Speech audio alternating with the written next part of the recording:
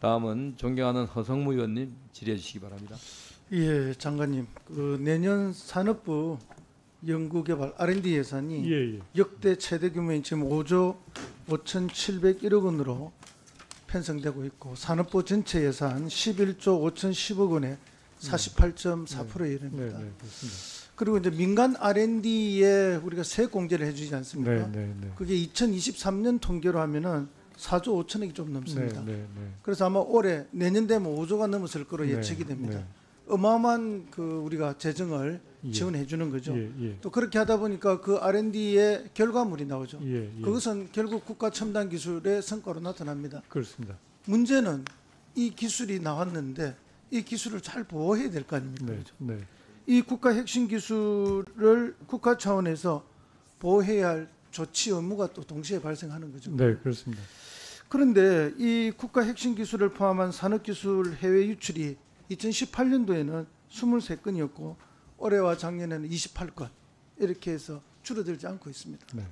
특히 국부를 유출시키고 국내 산업 경쟁률에 치명적인 손상을 가져다 줄 수 있는 핵심 기술은 매년 5건 내지 10건이 유출되고 있습니다.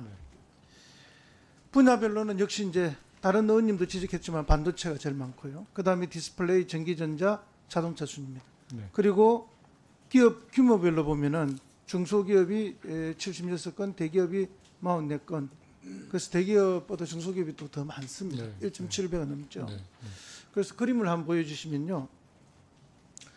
아까 다른 의원님들의 질문에도 산업통상부가 수사 권한이 없다.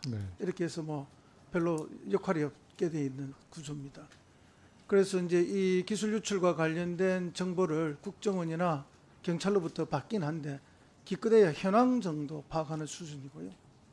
그래서 작년 2023년도에 특허청이 특허와 관련된 이런 기술 보호를 위한 사법 경찰권을 요구를 했어요.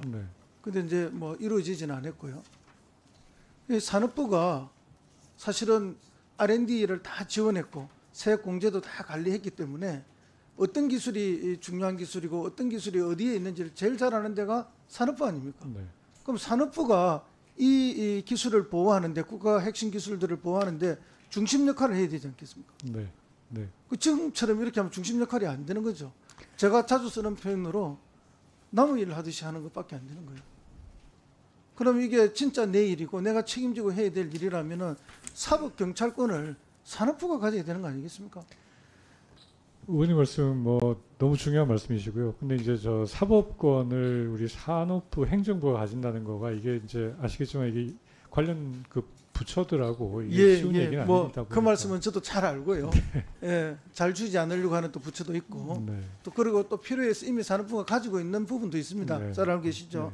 근데 이제 이 수사 권한이 없다 보니까 누가 어떻게 왜 어떤 경로로 국가 핵심 기술을 유출시키는지 산업부 파악을 못 하고 있어요. 그리고 실제 기소가 돼도 뭐 기소가 어떻게 됐는지 여부 그리고 그 기소에 따른 처벌은 얼마나 받은지 이런 거에 대한 전혀 파악이 지금 산업부가 안 되고 있는 상황입니다.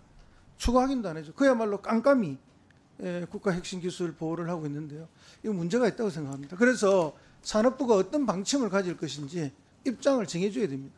종감 때까지 내부에서 결정을 좀 해서 좀 그때 어떻게 하실 건지 분명한 의사를 좀 내주시고요. 그렇게 하겠습니다. 그다음에 또 한 가지 더 말씀을 드리면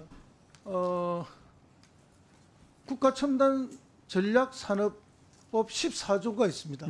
한번 띄워주시죠. 여기에 보면 이제 그 전문 인력의 출입국 정보를 신청할 수 있다 이렇게 되어 있습니다. 장관님한테. 2번을 보면 심각하게 우려가 있는 경우입니다. 이게 뭐하지 않습니까?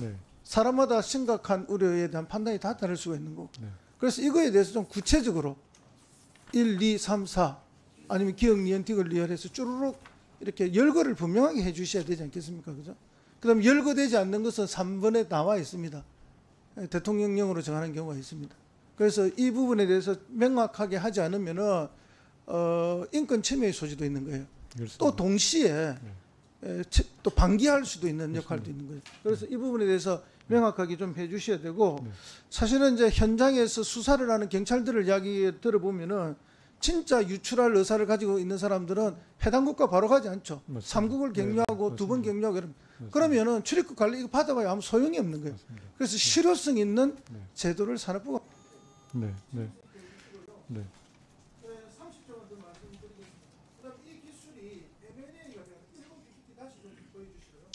M&A가 되거나 또는 뭐 수출이 되거나 이럴 경우에 그거하고 관계없이 첫 번째 그러면 자체 1분 넣어주시고. 어쨌든 이 산업기술보호위원회가 장관님 소속으로 있는데 네. 여기에 심의를 받아서 장관님이 최종 허가를 해줘야 수출을 하거나 M&A를 할 수가 있습니다. 그렇습니다. 그런데 이걸 스포트 해주는 사람들이 누구냐? 어느 기구에서 해주는가 하면은 한국산업기술보호협회가 합니다. 이 협회가 보좌를 해주는데 그럼 자기 기술을 M&A 시키거나 또 M&A를 하거나 수출을 하려고 할 때 국익과 기업의 이익이 일치할 때는 아무 문제가 없지만 국익과 기업의 이익이 일치하지 않을 경우 이분들이 갖는 태도가 과연 어떨까? 이해 충돌이 일어나지 않겠습니까? 이런 걸 어떻게 정리할 건지 아까 다른 의원님 말씀에서는 오히려 산업부가 너무 까다롭게 굴어서 불편하다. 장관님 이거 해소해달라는 질문도 있었지만 또 동시에 이걸 제대로 관리해야 될 필요도 있는 것이죠. 이 어렵고 힘든 부분을 산업부가 더 노력해달라 네. 하는 네. 말씀을 드립니다. 네. 네.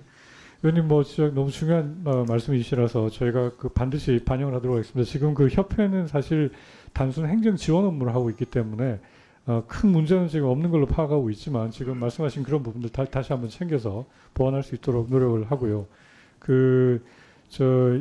핵심 인력이 해외 이직을 하는 걸 통해 가지고 기술 유출 문제가 계속 생기고 있어서 말씀하신 그 부분은 저희가 계속 고민하고 있습니다.